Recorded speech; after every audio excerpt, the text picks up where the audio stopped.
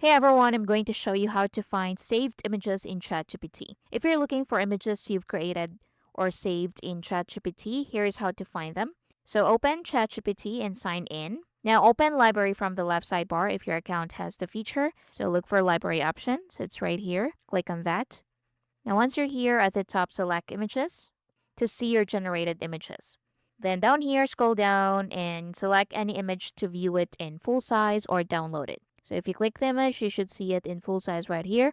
Then at the top right corner, you can click download icon to download the image. You can click delete icon to delete the image. Now, if you want to download multiple images, you can select them just like so. So just click this box right here to select all of it. Then click download at the top, or you can also move it to another folder, or you can also delete it from here.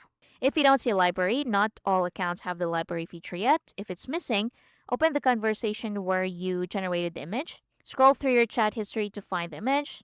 Use the search bar if available to search for keywords from that conversation. So it's at the top right corner. You can search or use the search box right here. And that's basically it. I hope you find this helpful. Thank you for watching.